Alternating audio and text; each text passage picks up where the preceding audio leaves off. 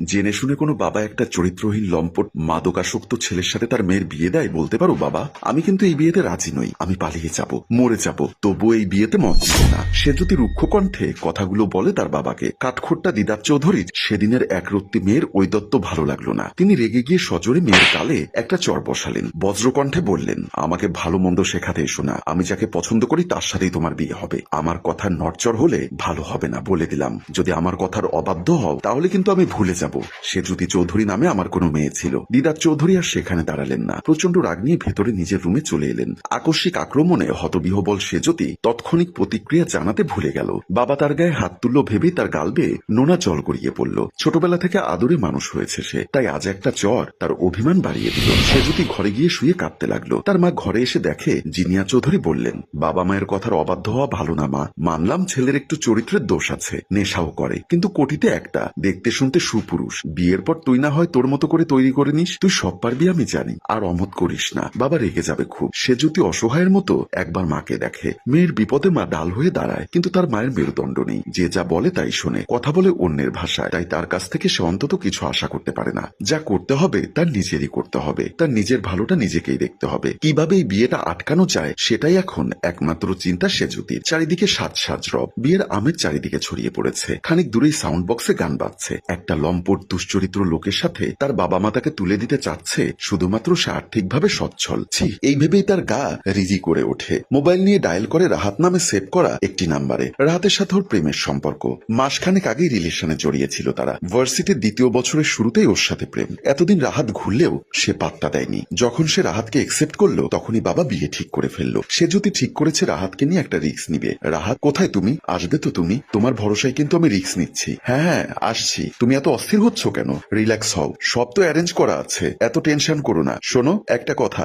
Rahat, hello Rahat. সে যদি মোবাইলটা কান থেকে নামিয়ে স্ক্রিনটা দেখলো। রাহাত কল কেটে দিয়েছে। সে যদি দীর্ঘশ্বাস ফেলে। কি ঘটতে যাচ্ছে তা সে বুঝতে পারছে বোধ হয়। আজ সে জ্যোতির বিয়ে, তাই মেয়েকে কড়া পাহারায় রেখেছে তার বাবা দিদার চৌধুরী, যাতে মেয়ে কোনো গন্ডগোল পাকাতে না পারে। হাতে শাড়ির ব্যাগ নিয়ে সেজুতিকে বের হতে দেখে ভ্রু কুচকালেন তিনি। দ্রুত কাছে এসে গম্ভীর গলায় বললেন, কোথায় যাচ্ছ? বাবার গলা শুনে সেজুতির দম আটকে যায়। ধরা পড়ে গেলে সে আর আস্ত থাকবে না। সেজুতি আমতা আমতা করে বলে, পার্লারে সাজতে যাচ্ছি। দিদার চৌধুরীর সন্দেহ দূর হয় না। তিনি পূর্বের ন্যায় বলেন, সাথে কে যাচ্ছে? ফিওনা। সেজুতি মাথা নাড়ায়, বলে, তারিনের জ্বর, ও যেতে পারবে না। তাহলে তোমার বাকি কাজিনদের মধ্যে থেকে কাউকে নিয়ে যাও। সেজুতি মৃদু হেসে বলে, ওরা কেউ এখনো আসেনি, বলেছে সরাসরি ভেনুতে চলে যাবে। আকত দেখে কেউ আসতে চায়নি। সমস্যা হবে না বাবা, আমি একা চলে যেতে পারবো। দিদার চৌধুরী একটু চিন্তায় পড়লেন। মেয়ে বিয়ে করবে না বলে জিদ করেছিল, এখন আবার পার্লারে সাজতে যাচ্ছে। হয়তো রাজি হয়েছে। এখন যদি তিনি অনুমতি না দেন তাহলে হয়তো মন খারাপ হবে। তিনি মাথা দুলিয়ে বলেন, যাও, তবে গাড়ি নিয়ে যেও। ড্রাইভার নিয়ে যাবে, নিয়ে আসবে। সে যদি প্রথমে না করতে গেলেও কি ভেবে যেন না করলো না। সে আস্তে করে আসছি বলে বেরিয়ে আসলো।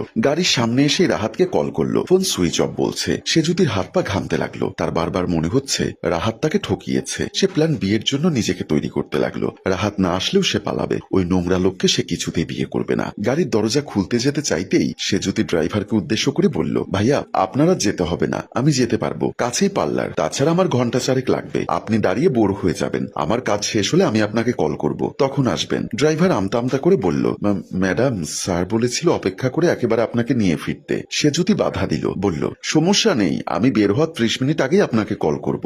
আব্বু জানবে না কিছু, তখন না হয় নিতে আসবেন। এই গরমে মেকআপ নিয়ে আমি হেঁটে বা রিক্সায় আসতে পারবো না। এখন আপনি রেস্ট করুন। ড্রাইভারের ইচ্ছা না থাকা সত্ত্বেও সে আচ্ছা বলে চলে গেল। সে যদি আরেকবার রাহাতকে কল দিল। এবারে রিং হলো এবং খানিক বাদে মোবাইলের অপর পাশ থেকে রাহাতের গলার স্বরও শোনা গেল। সে যদি প্রশ্ন করল, এতক্ষণ ফোনে সুইচ অফ ছিল কেন? তোমাকে রিচ করতে পারছিলাম না। আরে বিজি ছিলাম। বলো কি বলবে? আমি কিন্তু বেরিয়ে এসেছি বাসা থেকে। যে জায়গায় তোমার থাকার কথা ছিল তুমি কিন্তু ওখানেই থাকবে। সে যদি দম নেয়, আবার আত্মবিশ্বাসের স্বরে জিজ্ঞাসা করে, তুমি আসছো তো রাহাত, শিওর? ওপাশ থেকে রাহাতের উত্তর আসতে সময় নেয়। আসছি, শিওর, এখন রাখি। আমি রেডি হয়ে আমার ঠিক করা জায়গায় আসছি। তারপর সেখান থেকে দুজন এক হয়ে কাজী অফিস। ঠিক আছে। সে যদি মাথা নেড়ে মৃদু স্বরে উত্তর দেয়।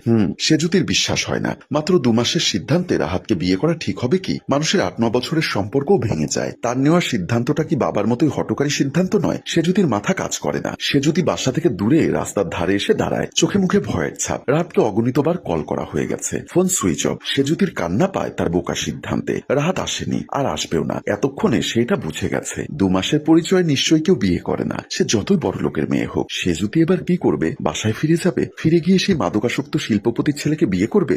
না, সেটা কিছু কিছুতেই সম্ভব না। জেনে শুনে সে নিজের জীবনকে বাজি রাখতে পারে না। তাহলে কি এখন প্ল্যান বি মোতাবেক কাজ করবে? সে জ্যোতির কান্না পায়। আর কিছুক্ষণ পর তার বাবা তাকে সব জায়গায় খোঁজ করবে। বাবার হাতে পড়ার আগেই তাকে লুকোতে হবে, অন্তত আজকের জন্য। আজকের অনুষ্ঠানটা কোনো মতো ভেস্তে গেলে তার পরেরটা সে সামলে নিবে। আর যদি সামলাতে নাও পারে তবুও কোনো চিন্তা নেই। সে স্বাবলম্বী মেয়ে, নিজের খরচ নিজেই চালাতে পারবে। হঠাৎই হ্যাচকা টানে সে জ্যোতি খানিকটা হেলে পড়ে। কিছু বুঝে ওঠার আগেই হাতের পার্স আর মোবাইল ছিনতাইকারীর কবলে। মুহূর্তেই সে জ্যোতির রাগ উঠে গেল। সে ছিনতাইকারীর পিছু নিল। বিকেলের রোদ তখন প্রায় শেষ। কয়েক সেকেন্ডেই সে ছিনতাইকারীকে ধরাশুয়ি করে ফেললো। নিজের ক্যারাটে বিদ্যা কাজে লাগিয়ে পেট বরাবর দিল একটা লাথি। ছিনতাইকারী ছেলেটি মাটিতে লুটিয়ে পড়তেই সে এলোপাথারি চর ঘুষি দিতে লাগলো। আশেপাশে সাধারণ মানুষের একটা জটলা বেঁধে গেল। ভিড়ের মধ্যে হঠাৎ একটা শক্ত হাত সে জ্যোতিকে টেনে বের করে আনলো সেখান থেকে। সে জ্যোতি মুখ তুলে তাকিয়ে দেখলো এটা তার বাবা ছাড়া আর কেউ নয়। বাবা, তোমাকে গাড়িতে করে আমি পার্লারে যাবার অনুমতি দিয়েছিলাম, তুমি এখানে কেন আমি জানতে পারি?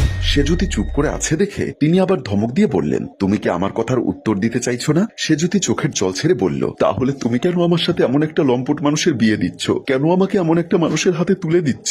দিদার সাহেব বললেন, না জেনে না বুঝে কোনো কথা বলবে না। তুমি এখনো পর্যন্ত শুধু ছবি দেখেছো ছেলেটি, তার সাথে তুমি একবার কথা পর্যন্ত বলনি। আমাদের এতবার বলার পরেও তুমি কি করে জানলে সজীব কেমন ছেলে? কাজের মেয়ে মিম তোমার সাথে দুষ্টুমি করে কি কি বলেছে সেসব কথা তোমার মাথার মধ্যে ঢুকে গেছে, তাই না? আর তাই বলে তুমি আজ পর্যন্ত ছেলেটার সাথে একবার ফোনে কথাও বললে না। তার সাথে পরিচিত হয়ে আলাপ করলেই নিশ্চয়ই বুঝতে পারতে সে লম্পট কিনা। তাহলে আমার মুখ থেকে শোনো, আমার বন্ধু রাজীবের ছেলে সজীব আহমেদ উচ্চশিক্ষায় শিক্ষিত এবং ভালো চাকরি করে। ছোটবেলা থেকে দেখছি বেশ ভদ্র। তোমার বাবা তোমার জন্য এমন সিদ্ধান্ত নিতে পারে তুমি ভাবলে কি করে? সে যদি মনে মনে ভাবলো, আসলে আমার একটু যাচাই করা দরকার ছিল। বাবাকে বলল, বাবা আমার ভুল হয়ে গেছে, আসলে আমি মিমের কথা একটু বেশি সিরিয়াস ভাবে নিয়েছিলাম, আমাকে ক্ষমা করে দাও বাবা। সম্মানিত ভিউয়ার্স, কখনোই কোনো কিছু যাচাই না করে এত সিরিয়াস পদক্ষেপ নিয়ে জীবনে ভুল করবেন না। গল্পটির ভাবনা ও পরিচালনায় অভি, ক্যামেরায় শিহাব ও শাকিল এবং প্রযোজনায় মঞ্জুর মোর্শেদ। ধন্যবাদ।